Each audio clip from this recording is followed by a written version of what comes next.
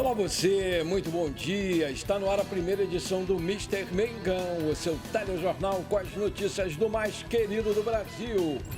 Flamengo tenta recuperar Juninho e Ayrton Lucas para o jogo contra o Vasco no sábado. O time de futebol feminino do Flamengo segue se preparando para disputar a Copa Rio.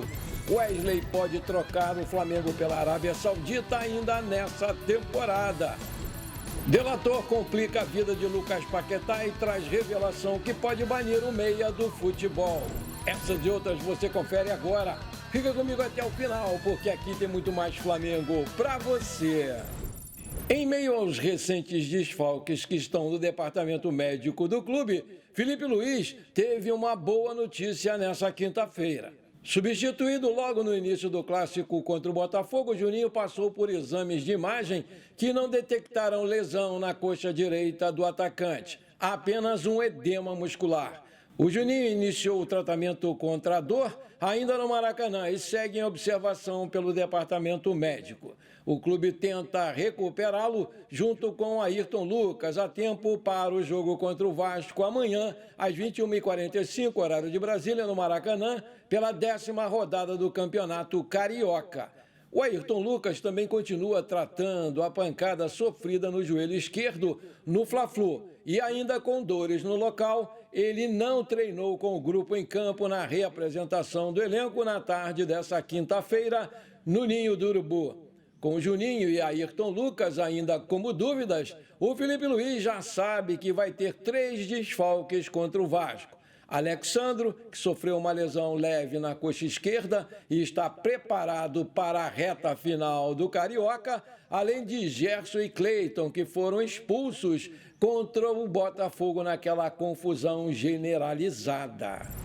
O time de futebol feminino do Flamengo segue se preparando para disputar a Copa Rio, prestes a estrear contra o Vasco no sábado amanhã, às 15 horas, horário de Brasília, com lugar ainda a ser definido. O Flamengo emitiu uma nota informando uma mudança importante para a modalidade. O time de futebol feminino do Flamengo se despedirá do Centro de Treinamento do Cefam da Marinha do Brasil no próximo mês. A instalação, que foi a casa da equipe por 10 anos, desempenhou um papel fundamental no desenvolvimento da modalidade e na trajetória de sucesso do futebol feminino do Flamengo. A partir de março, as atividades do time serão transferidas para o CFZ, novo local escolhido para otimizar a logística das jogadoras e comissão técnica. O Clube de Regatas do Flamengo agradece à Marinha do Brasil, parceira de longa data do esporte, pelo apoio e estrutura oferecidos ao longo dos anos que contribuíram significativamente para o crescimento do futebol feminino do Flamengo. Obrigado pela missão cumprida à Marinha do Brasil. A Federação de Futebol do Rio de Janeiro, a FERJ, anunciou que vai tomar medidas para padronizar os gramados de todos os estádios do Campeonato Carioca. Em reunião na sede da entidade nessa quinta-feira, o presidente Rubens Lopes disse que firmou parceria com a Greenleaf, que é a empresa responsável pelo campo do Maracanã, e que todos terão que se adaptar. A Greenleaf vai fazer um convênio para aplicar um padrão para todos os gramados do Campeonato Carioca. Vamos eliminar as variáveis em que cada um faz o que quer. Todos vão ter que se adaptar. É bom para todo mundo, porque um faz certinho e os outros não, declarou o Rubinho, que citou que a empresa vai dar um diagnóstico e que vai fiscalizar todos os campos. Outro ponto discutido naquela reunião foi a bola do Cariocão. Técnico Felipe Luiz já havia reclamado e foi endossado pelo goleiro Rossi, além do Thiago Maia e do Guga, do Fluminense. A entidade, porém, foi na contramão das críticas, disse que a bola tem aprovação da FIFA e que as reclamações não têm dados científicos e que a desaprovação é subjetiva. A Pênalti, fornecedora esportiva do material, foi convidada para essa reunião, mas não compareceu. Depois de vencer o Botafogo por 1-0, o Flamengo se prepara para enfrentar o Vasco amanhã pela penúltima rodada da Taça Guanabara. A equipe lidera o torneio com 17 pontos e pode garantir o título com uma rodada de antecedência. E para isso precisa vencer o Clássico e torcer por uma derrota do Volta Redonda contra o Sampaio Corrêa. Caso esse cenário se concretize, o Flamengo vai levantar a taça sem precisar disputar a última rodada.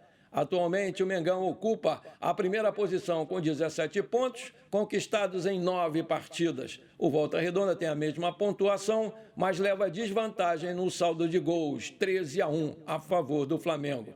O Vasco, adversário do Mengão no final de semana, está logo atrás, com 14 pontos, seguido pelo Sampaio Corrêa, que fecha o G4. O clássico contra o Cruz Maltino será decisivo para as ambições do rubro-negro, que pode eliminar um concorrente direto na briga pelo primeiro lugar.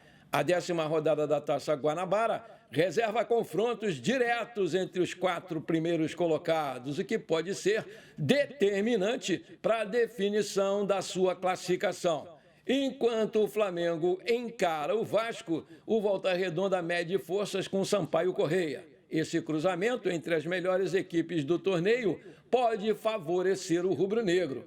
Se o Mengão vencer o Vasco e o Volta Redonda perder para o Sampaio Corrêa, a equipe carioca, como já foi dito, vai abrir 3 pontos de vantagem na liderança. Com apenas uma rodada restando, o Voltaço precisaria descontar um saldo de 14 gols para impedir o título do Flamengo. Na prática, essa diferença torna inviável qualquer possibilidade de reviravolta, garantindo o troféu para o Mengão. Se o Flamengo não conseguir vencer o Vasco, a decisão do título da Taça Guanabara vai ficar para a última rodada.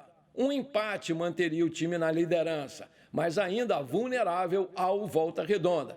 Já uma derrota deixaria o Vasco empatado em pontos com o Flamengo, mas atrás no critério de desempate, que prioriza o número de vitórias.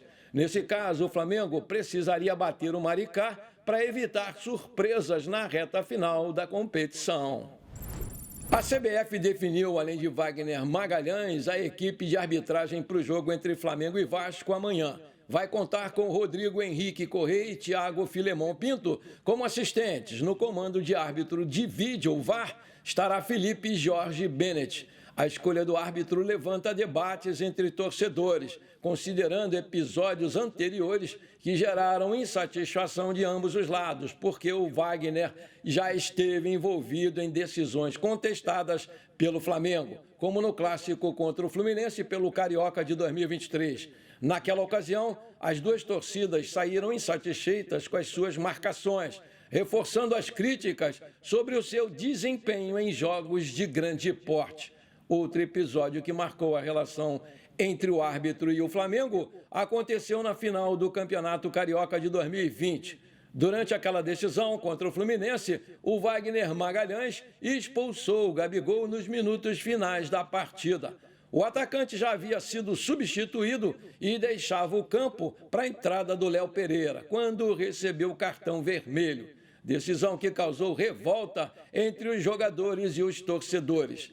As atuações da arbitragem têm sido tema frequente de debates no estadual, com diversas reclamações dos clubes sobre critérios adotados nas partidas. Com a tecnologia do VAR, esperava-se maior precisão nas decisões, mas polêmicas seguem acontecendo, especialmente em jogos de grande rivalidade, como vai ser o clássico entre Vasco e Flamengo. No jogo que poderia decidir o título sul-americano sub-20, o Brasil e a Argentina ficaram no empate em 1-1 e deixaram a definição de quem vai ser o campeão da competição para o próximo domingo. Com 10 pontos, brasileiros e argentinos disputam o título do hexagonal final. O Brasil lidera com saldo de gols de 4-3 da Argentina. Na quinta e última rodada, a seleção brasileira enfrenta o Chile e a Argentina pega o Paraguai. O Brasil entrou em campo tentando anular as jogadas de ataque da Argentina, mas optou por se defender em linhas baixas. A seleção brasileira não conseguia contra-atacar e não chutou ao gol argentino.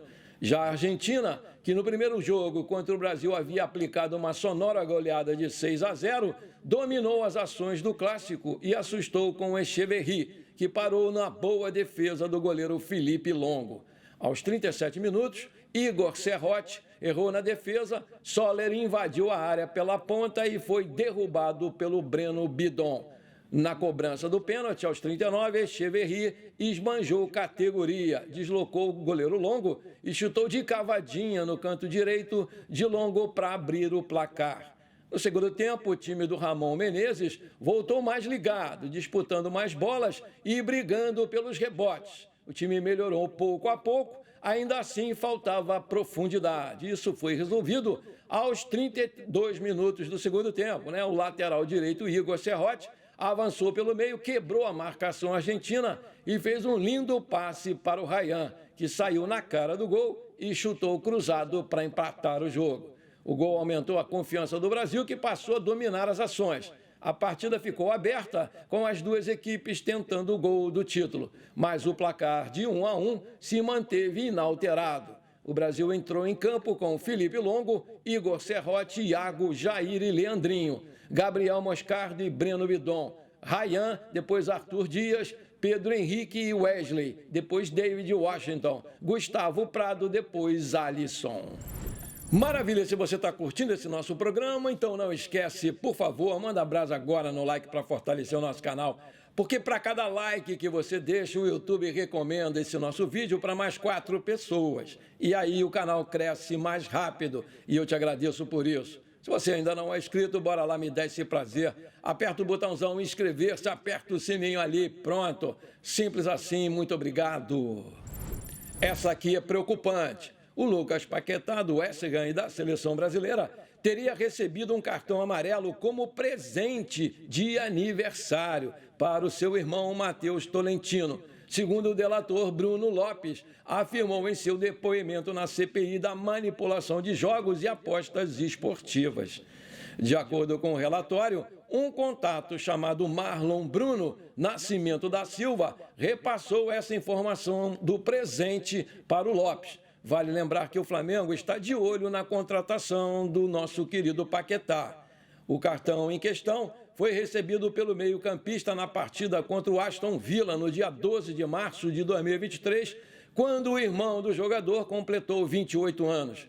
Com isso, a sua situação está cada vez mais complicada. No mesmo dia, o delator fez uma aposta em uma partida do Betis da Espanha, clube em que o Luiz Henrique, ex-Botafogo e hoje Zenit, jogava pelo clube espanhol. Segundo Lopes, o Marlon confirmou que o jogador também receberia advertência na data, mas não deu mais detalhes.